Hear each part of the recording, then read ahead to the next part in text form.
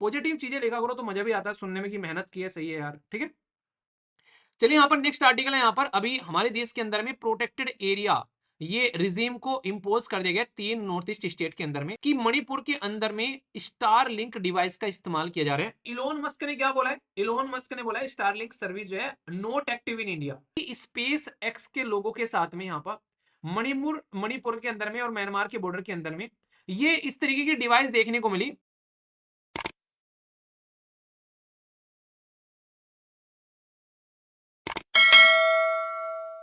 Positive चीजें लिखा करो तो मजा भी आता है सुनने में कि मेहनत की है, सही है यार, ठीक है। चलिए यहाँ पर नेक्स्ट आर्टिकल है, यहाँ पर अभी हमारे देश के अंदर में प्रोटेक्टेड एरिया ये रिजीम को इम्पोज कर दिया गया 3 नॉर्थ ईस्ट स्टेट के अंदर में। और यहाँ पर अभी मणिपुर से रिलेटेड एक छोटी सी न्यूज में आप लोगों को और बताऊंगा। यहाँ पर एक एडिटोरियल भी मैंने अभी डाल दिया यहाँ पर, मैं इसी आर्टिकल के साथ में उसको डिस्कस करने वाला था कि मणिपुर के अंदर में स्टार लिंक डिवाइस का इस्तेमाल किया जा रहा है। ये न्यूज क्या है, ये भी आज का एक एडिटोरियल है, तो इसके बारे में मैं आप लोगों से बात करूंगा।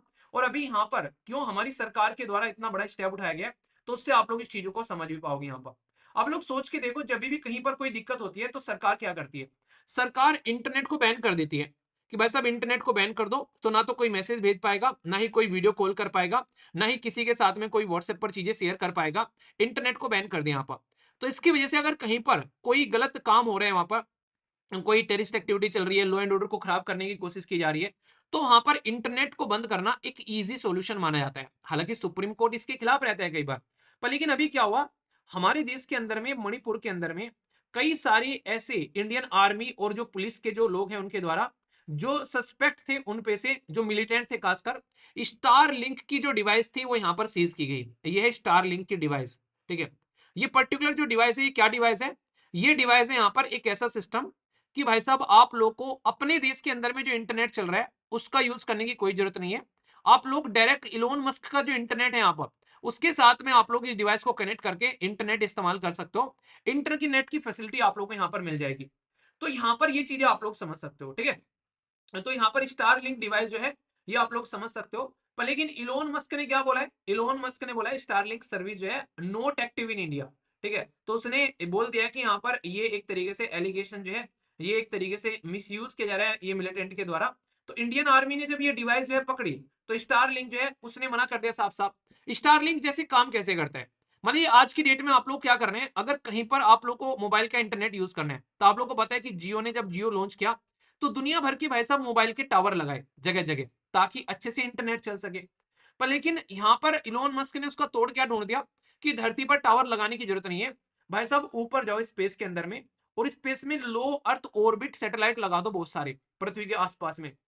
तो उसने यहां पर पृथ्वी से अगर कोई पूछे लो अर्थ ऑर्बिट कितना है, तो धरती से लगभग 550 किलोमीटर की ऊंचाई पर जाकर आप लोग क्या करो, दुनिया भर के सैटेलाइट छोड़ दो।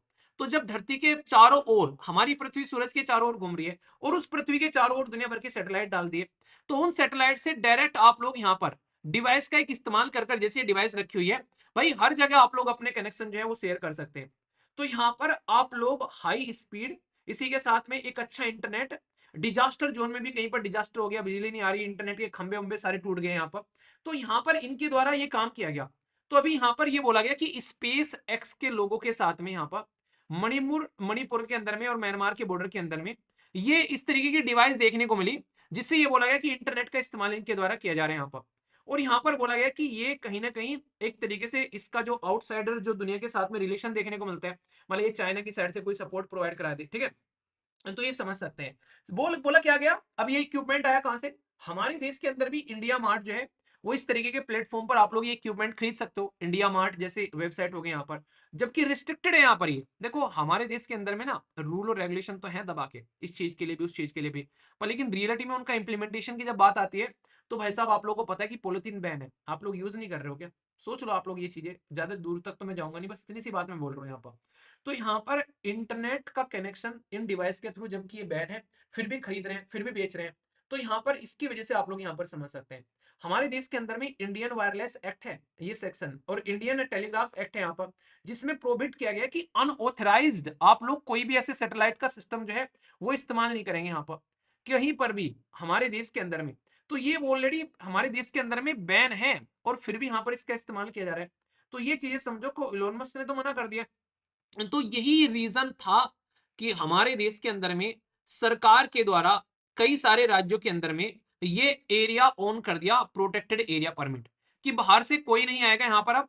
और इसी के साथ में इन्होंने फॉरेनर जो प्रोटेक्टेड एरिया ऑर्डर जो है 1958 का, वो यहां पर लगा दिया। फॉरेनर एक्ट 1946 का पार्ट था जो, उसके साथ मिलाकर, ताकि बाहर से इन एरिया में कोई भी एंट्री ना कर सके। तो प्रोटेक्टेड एरिया यहां पर ये लगाया गया यहां पर। तो इसका ऑब्जेक्टिव यही रहता है कि देश की जो नेशनल सिक्योरिटी है उसमें कोई फॉरेन का आदमी आकर सेंध ना लगा सके, यानी कि उसमें कोई इंटरफेयर ना करे। तो ये चीजें आप लोगों को यहाँ पर देखनी पड़ेगी। तो यहाँ पर कोई भी फॉरेनर विजिट नहीं करेगा। टूरिज्म पर इसका इंपैक्ट पड़ता है, नॉर्मल सी बात है, बाहर से इंसान आते हैं तो टूरिज्म पर इंपैक्ट पड़ेगा। पर लेकिन देश की सिक्योरिटी इनहेंस हो जाएगी और बॉर्डर कंट्रोल भी आप लोगों को यहाँ पर होता हुआ नजर आएगा। तो ये पॉजिटिव चीजें आप लोग यहाँ पर समझ सकते हैं। पर लेकिन वही है कि हम लोग आज की डेट में कब तक इनको प्रोटेक्ट करके रख सकते हैं, ठीक है। आज के डेट में बात करें तो यहाँ पर प्रोटेक्टेड एरिया में अरुणाचल प्रदेश, मणिपुर, मिजोरम, नागालैंड, सिक्किम, हिमाचल प्रदेश, उत्तराखंड का कुछ पार्ट, जम्मू कश्मीर, राजस्थान।